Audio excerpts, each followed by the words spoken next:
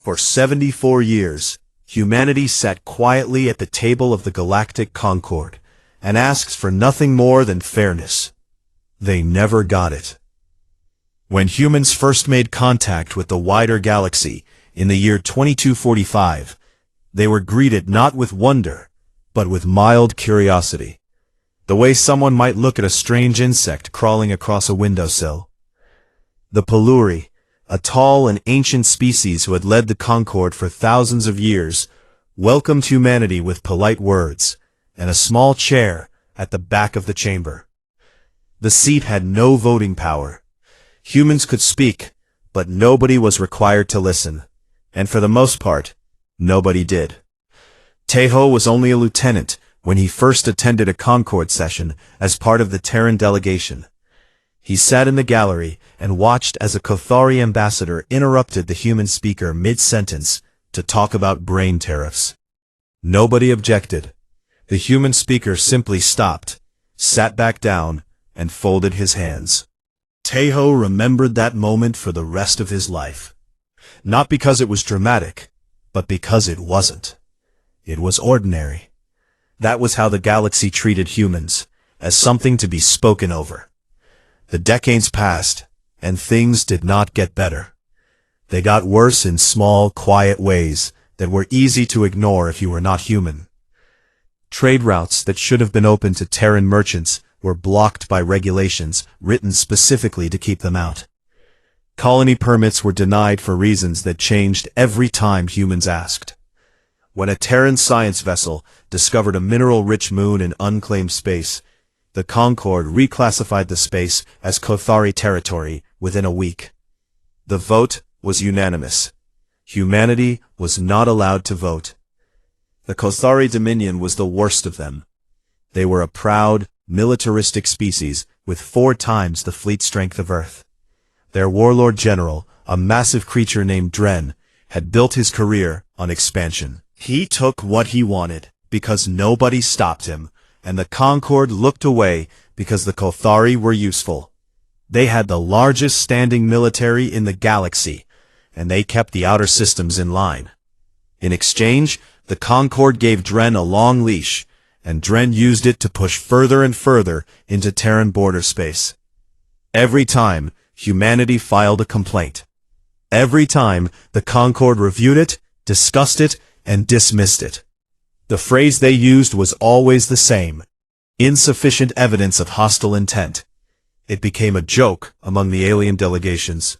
Whenever someone wanted to describe something pointless, they would say it was as useful as a human petition. Tejo rose through the ranks during these years. He became a captain, then a commander, then finally admiral of the United Terran Fleet. He was a quiet man.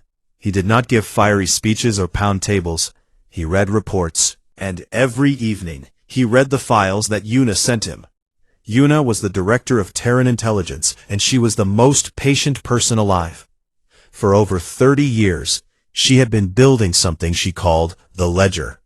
It was a record of every injustice committed against humanity by the galactic community. Every blocked trade route, every stolen colony, every ignored petition, every mocking comment made by an alien diplomat who thought the microphone was off. She recorded it all, organized it, and filed it away with the calm focus of someone pressing flowers into a book. When people asked her why she kept such detailed records, she would smile and say, "Because someday, someone will need to know exactly what happened." Down on the border, a Terran colony called New Busan was growing. It was a farming world, green and warm, settled mostly by families who wanted open sky above their heads. 40,000 people lived there at first. Then, the number grew to 100,000, then 200,000, then 400,000. They built schools and hospitals. They planted rice in the red soil and found that it grew sweeter than anything on Earth. Children were born there who had never seen their homeworld. New Busan was not a military target. It was not a strategic position. It was a place where people lived. The Kothari fleet arrived on a Tuesday. Oken, one of Dren's most ruthless commanders, led a squadron of heavy cruisers into orbit around New Busan. There was no warning. There was no demand for surrender. The Kotari opened fire on the surface and did not stop for 6 hours. When they were done, the green world was black. 400,000 people were dead. The rice fields burned for a week. The Concord held an emergency session. Humanity demanded justice. Vorel, the High Speaker of the Concord, a Peluri elder who had held his position for 40 years, reviewed the case with the same tired expression he always wore when humans spoke. After 3 days of deliberation, the Concord ruled that New Busan had been located in a disputed territorial overlap, and that the Kotari action, while regrettable, did not constitute an act of war. Regrettable. 400,000 people, and the word they chose was regrettable. Taeho stood up.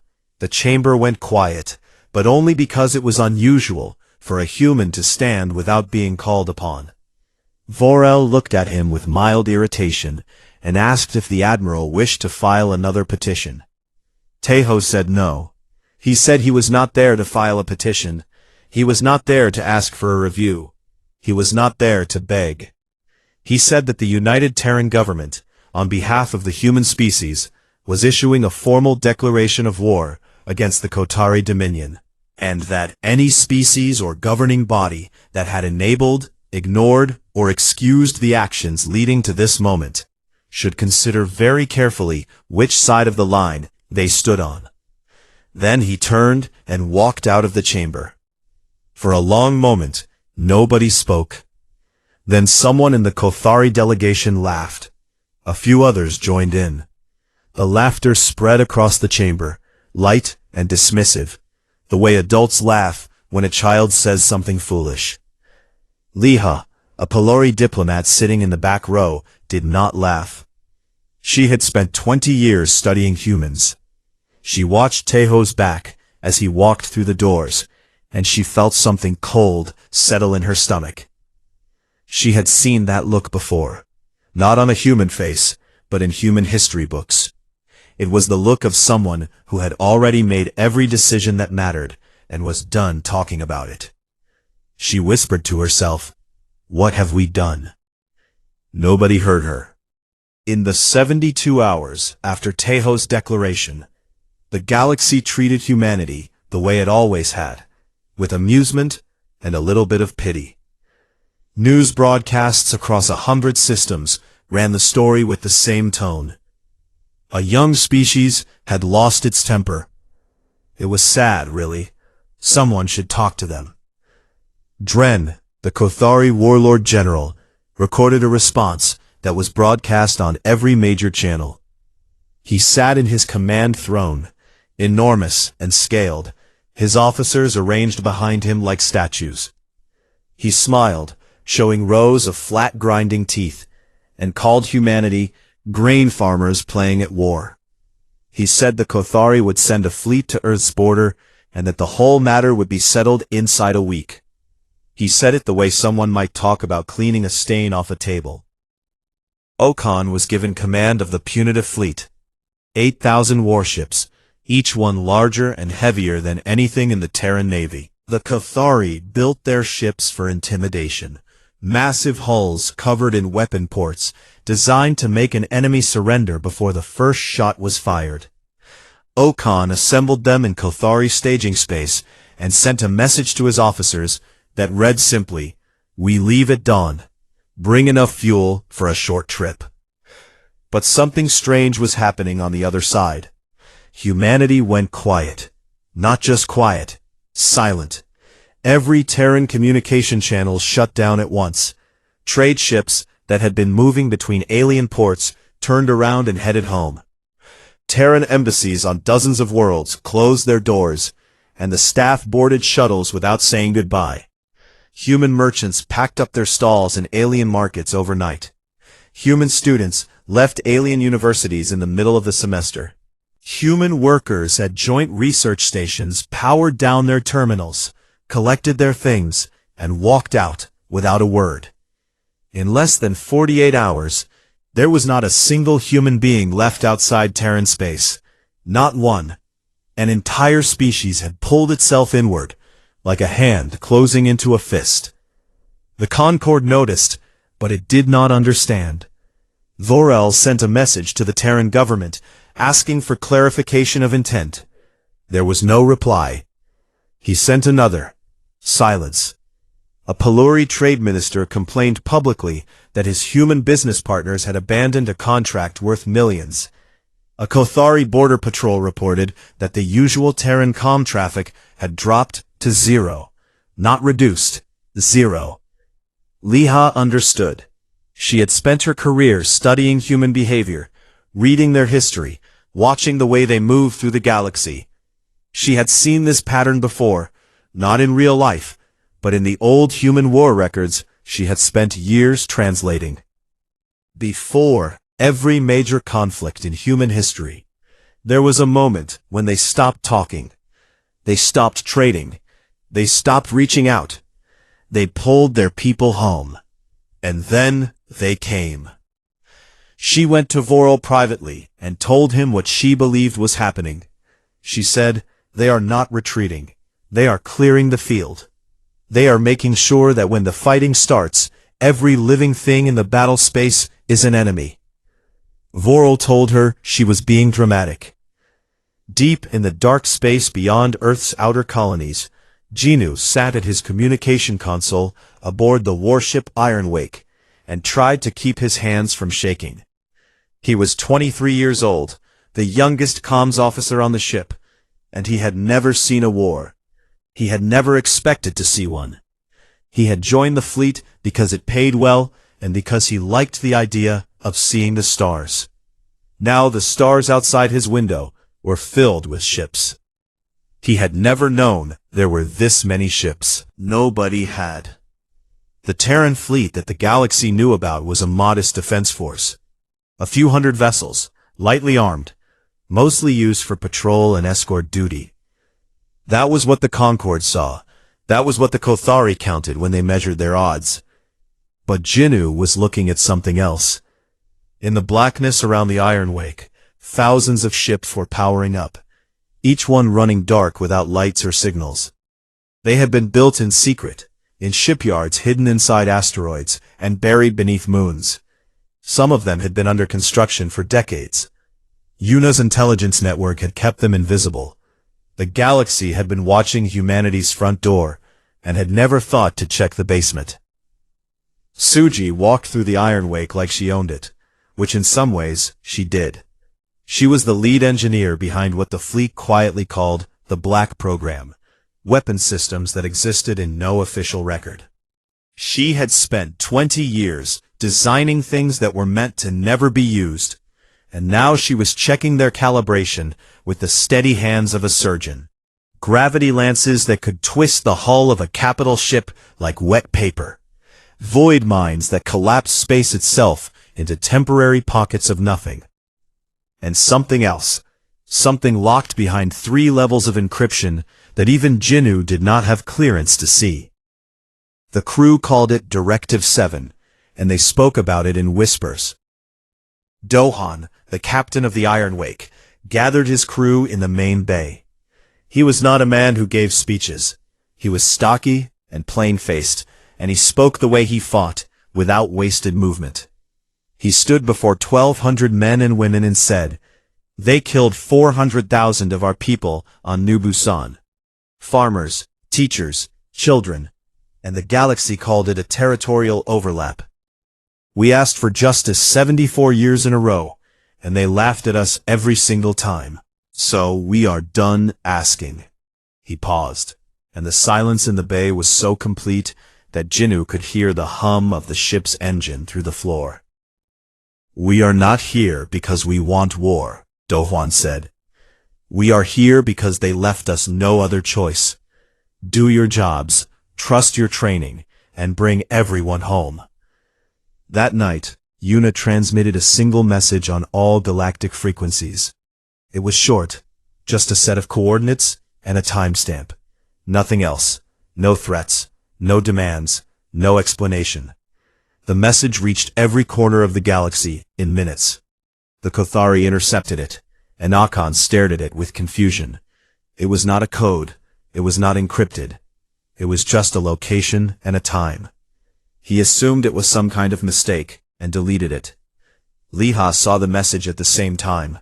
She read the coordinates, checked them twice, and felt the blood drain from her face. It was an old human custom, something they had done for centuries before they ever reached the stars. Before a battle, they told the enemy where they would be. They gave the enemy every chance to come at full strength. It was not a mistake. It was not a bluff. It was an invitation. Humanity was saying, "We will be here. Come and find us." She tried one last time to warn Vorel. She told him that humans did not bluff.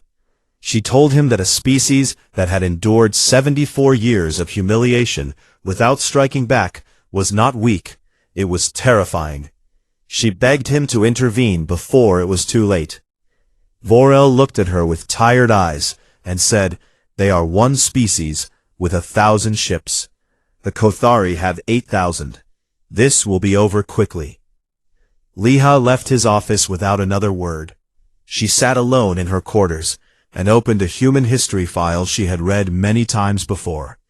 It was a quote from an old Earth general, written thousands of years ago. It said, "Let your plans be dark and impenetrable as night, and when you move, fall like a thunderbolt."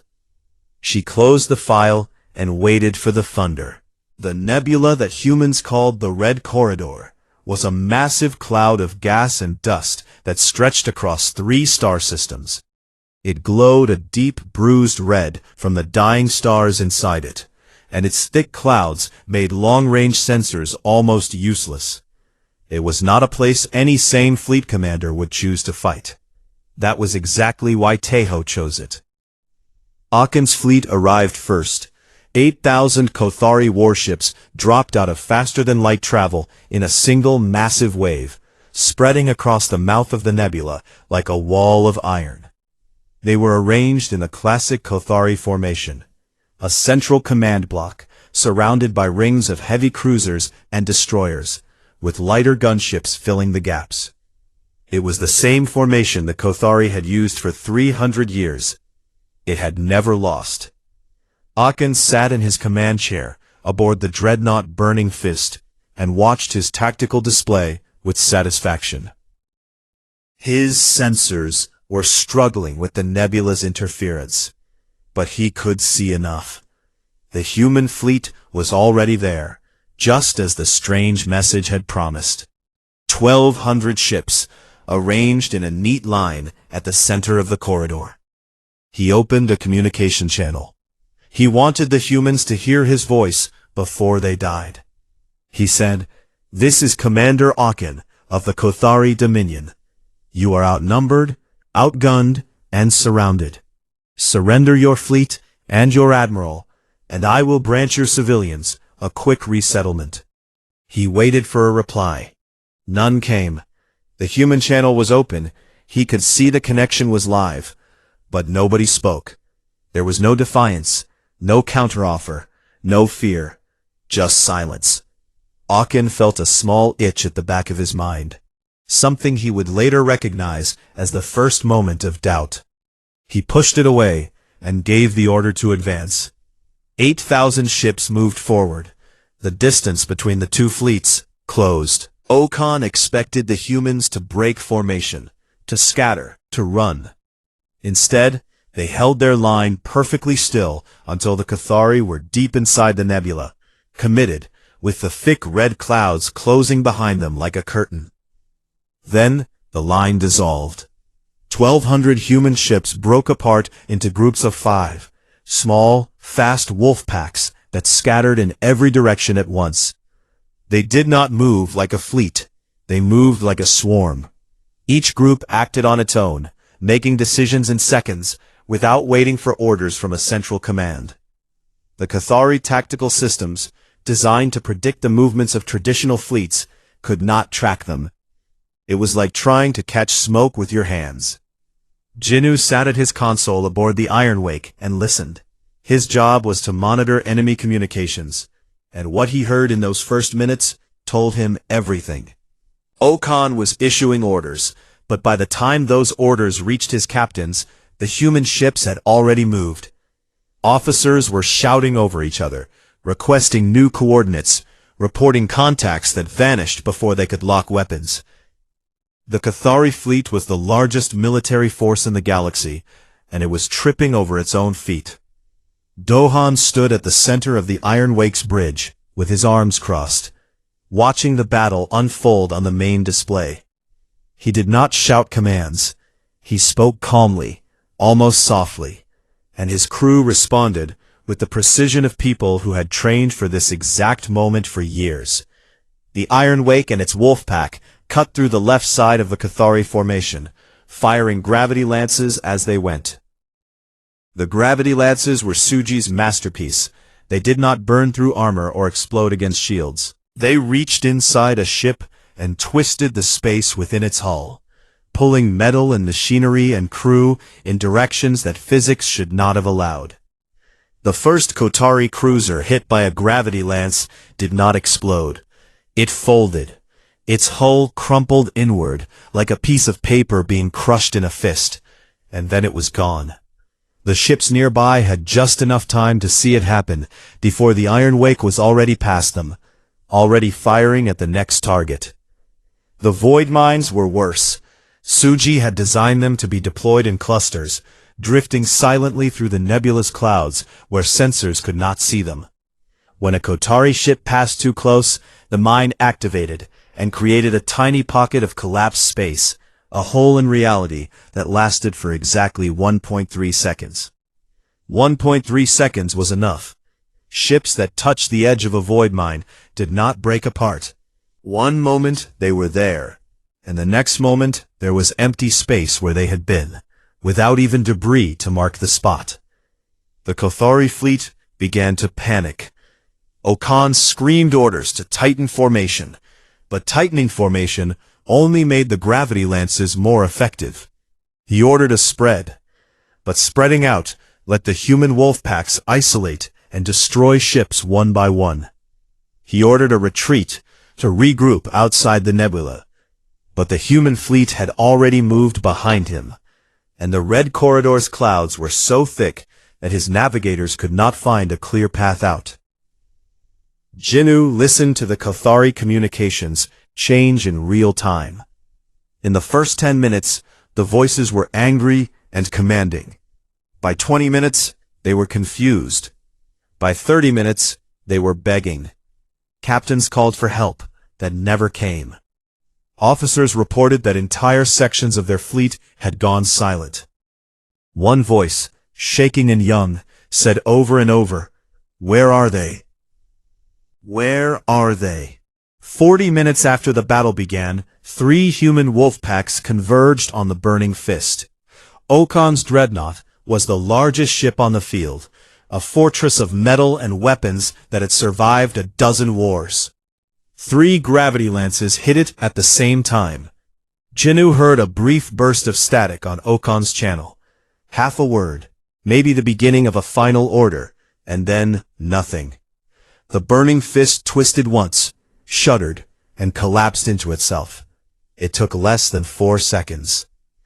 With their commander gone, the Cathari fleet broke completely. Ships turned and ran in every direction, crashing into each other, flying into void mines, diving into the nebulous thickest clouds, and disappearing. The human wolf packs did not chase them. They held their positions and let the survivors go. When the red corridor finally went quiet, Jinnu pulled up the numbers on his display. The Cathari had entered with 8,000 ships. Fewer than 2,000 made it out. The rest were gone, folded, collapsed, or drifting dead in the red clouds. The Terran fleet had lost 94 ships. Dohan sat down in his captain's chair for the first time since the battle began. He looked at the display for a long moment and said nothing. Around him, his crew was silent. There was no cheering. There was no celebration. Jinnu looked at the faces around him and saw exhaustion and relief, but not joy. Nobody was happy about what had just happened. They had done what they came to do, and they wanted to go home. Aboard the command ship far behind the battle line, Tejo watched the final reports come in. Yuna stood beside him, her face lit by the glow of her datapad. She looked at him and waited. Tejo said, "Directive 7? Yuna checked her records. Not deployed, not activated, not needed. Good." He turned to his communications officer and gave a single order that would be studied by military historians for centuries. He said, "Do not pursue. Let them run. Let every single survivor reach home. Let them tell everyone they know what happened here today." The officer hesitated for just a moment, then sent the order. Across the red corridor, human ships powered down their weapons and held position. The stars glowed red through the nebula, and the silence that followed was the loudest thing Genu had ever heard. The footage reached the Concorde before the surviving Cathari ships reached home. It was not the humans who released it. They had said nothing since the battle, maintaining the same total silence that had unnerved the galaxy before the war began. The footage came from Cathari bridge recorders, cameras mounted inside warships to document victories for propaganda. They had been designed to capture glory. Instead, they captured something else entirely. The galaxy watched. Every species, on every world, on every station and colony and outpost, with a screen, they watched.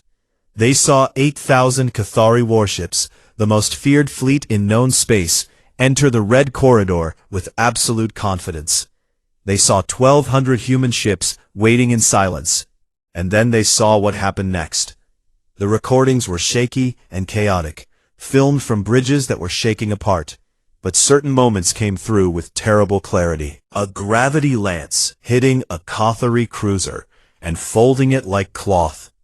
A void mine erasing a destroyer from existence, leaving nothing behind, not even light. Human ships moving through the Cathari formation like water through broken stone, fast and quiet and precise. And on every recording, across every Cathari bridge, the same sound. The sound of officers and crews screaming in confusion and terror, while the human communication channels remained completely, perfectly silent. That silence was what frightened the galaxy the most. The Cathari had screamed. The humans had said nothing. They had fought the way someone might do a difficult job, with focus, with efficiency, and without a single wasted word. There were no battle cries, no declarations of vengeance, no fury. Just the calm, systematic dismantling of the largest military fleet anyone had ever assembled. The Concorde chamber erupted into chaos. Ambassadors from dozens of species demanded emergency sessions, security reviews, fleet assessments. For the first time in memory, the chamber was not calm and orderly. It was afraid. Dren appeared before the Concorde 3 days after the battle. He had not been at the Red Corridor.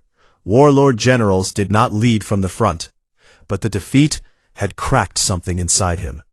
His scales had lost their shine. His voice, usually booming and confident, was thin and strained. He stood before the assembled species and demanded that the Concorde authorize a full galactic coalition against humanity. He called them a threat to all civilized life. He said that if the galaxy did not unite against the humans now, no one would be safe. He expected agreement. He expected the other species to rally behind him, the way they always had, because the Cathari were strong, and everyone else was practical. But when he finished speaking and looked out at the chamber, he saw something he had never seen directed at him before. Not fear of humans, but a new kind of suspicion aimed at the Cathari themselves. The first to speak was the ambassador from the Venari Collective, a species of traitors who had always stayed neutral in military matters. He stood and asked a simple question. If humans had the strength to do this, why did they wait 74 years? The question hung in the air. Nobody answered it. Nobody needed to. The answer was obvious, and it changed everything. Humanity had been capable of this all along. The ships in the Red Corridor had not been built in a panic after the destruction of New Busan. They had been built over decades, hidden and maintained in secret, waiting.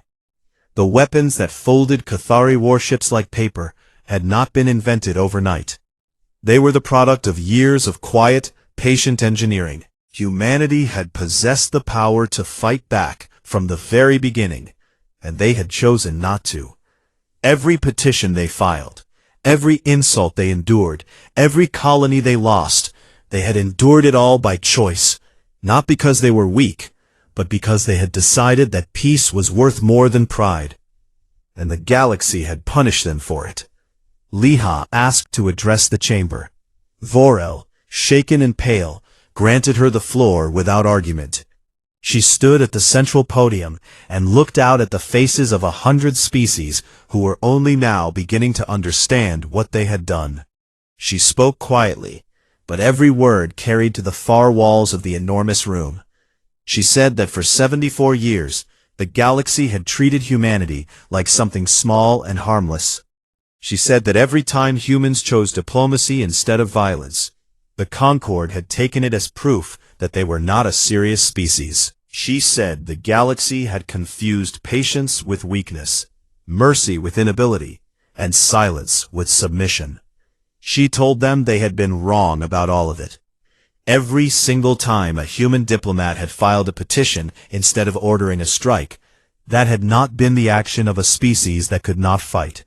It had been the action of a species that could destroy fleets and chose to write letters instead. And for 74 years, the galaxy had laughed at them for making that choice. The chamber was silent when she finished. Not the busy silence of people waiting for their turn to speak, but the heavy silence of people who did not know what to say. Vorel sent a private message to Teho, requesting a peace negotiation. The reply came within the hour, the first human communication since the declaration of war. Teho accepted the call, and his face appeared on the Concorde's main display. He looked the same as he always had. Calm, quiet, patient. That patience now meant something very different to everyone watching. Vorel began with careful diplomatic language about mutual understanding and paths forward. Teho listened politely, then interrupted him without raising his voice. He said that humanity's terms were not negotiable. Full and permanent recognition of all Terran territories, including the space around New Busan. Financial reparations to the families of every civilian killed in the attack. The complete dismantling of the Kotari military command structure. And a permanent human seat on the Concorde's High Council, not as a junior member, not as an observer, but as a full equal with complete voting rights. Vorel hesitated. He said the terms were significant and would require discussion among the member species. He suggested a timeline of several months for deliberation. Teho looked at him through the screen with the same steady expression. He said, "High Speaker, we are offering you peace right now, in this moment. I strongly suggest you take it. This offer will not be made a second time." The call ended. Vorel sat in his chair and stared at the blank screen for a long time. That evening, Yuna visited Teho in his quarters aboard the command ship. She carried a datapad showing the full status report of the fleet. She scrolled to the bottom and showed him one line. It read, Directive 7, status inactive. Deployment none. Teho looked at the line and let out a breath he seemed to have been holding for a very long time. He said, "Good, I want it to stay that way." Yuna nodded and closed the file. She paused at the door and said, "They are going to spend the next 100 years wondering what Directive 7 is." Teho almost smiled. Let them wonder. Fear of the unknown is better than the truth of the known. As long as they never find out, it means we never needed to use it. He turned back to the window and looked at the stars. Somewhere out there, the Cathari survivors were limping home with their stories.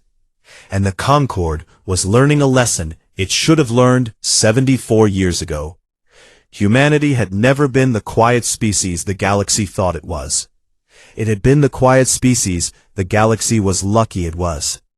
And now that luck had run out. The Concorde accepted every one of humanity's terms within 11 days. There was no negotiation. There was no counteroffer. Vorel simply read the terms aloud in the chamber, called for a vote, and watched as every single member species voted yes without hesitation. When the vote was done, the chamber was quiet. Nobody congratulated anyone. Nobody made a speech about a new era of cooperation. They signed because they were afraid, and everyone in the room knew it. The Cathari Dominion did not survive the peace. Dren returned to his homeworld, expecting to rally his people for a long war. But his people had already seen the footage from the Red Corridor. They had watched 8,000 of their ships disappear in less than an hour. They had listened to the screams of their sons and daughters on those bridges, while the human channels played nothing but silence. The generals who had served under Dren for decades turned on him within a week. They arrested him in his own war chamber, removed him from power, and sent a delegation to Earth to negotiate a separate peace. The delegation arrived carrying no weapons and wearing no armor.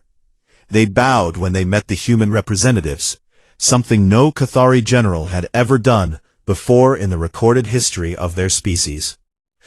The Cathari military was dismantled piece by piece, not by humanity, but by the Cathari themselves. They broke apart their own fleet, shut down their own weapon factories, and dissolved the rank of warlord general permanently. It was not done out of respect or admiration. It was done out of the pure, rational understanding that if they ever threatened humanity again, there would be no second battle. There would be no fleet engagement.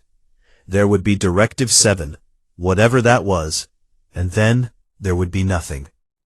Tejo retired from the Admiralty 6 months after the war. He signed the papers, handed his rank insignia to his successor, and took a transport back to Earth.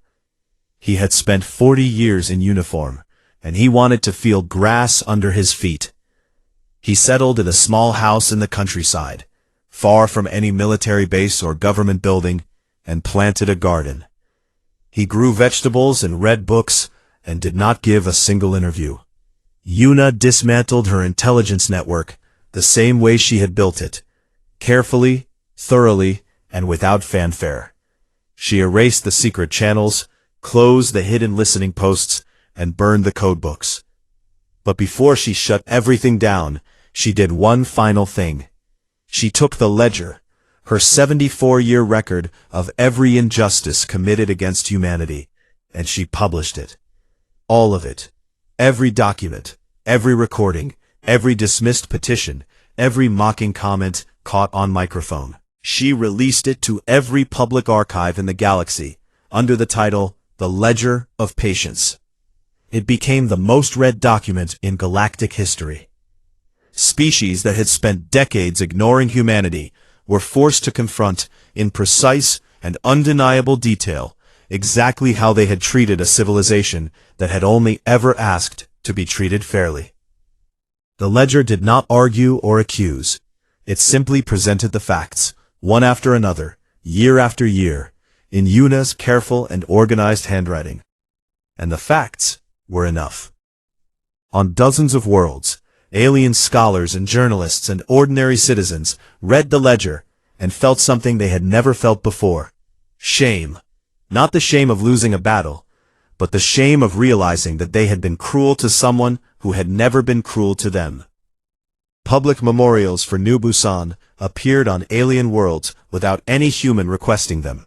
Schools began teaching the ledger as part of their history courses. A Paluri poet wrote a piece about it that was translated into 300 languages, and the central line became famous across the galaxy. It said, simply, "They asked us to listen. We laughed. They asked again. We laughed again. They stopped asking. We stopped laughing. Do-Wan took the Iron Wake on a long patrol of the former Kothari border regions. He was not there to threaten anyone. He was there to make sure that the colonies and stations along the border, both human and alien, were safe. The Iron Wake moved slowly from system to system, and at every stop, Do-Wan opened his ship to visitors. Alien children came aboard and stared at the gravity lance arrays with wide eyes. Their parents stood behind them and stared too, but with a different expression. Jinnu was promoted to senior communications officer after the war. He could have transferred to a bigger ship or taken a comfortable desk job on Earth, but he chose to stay on the Iron Wake. In his off hours, he wrote letters to the children of New Busan. The colony was being rebuilt, slowly, on the same world where 400,000 people had died. New families were arriving every month, planting new crops in the scarred soil. Jinnu wrote to the children there and told them about the stars he saw from the Iron Wake's observation deck. He told them the stars were safe now.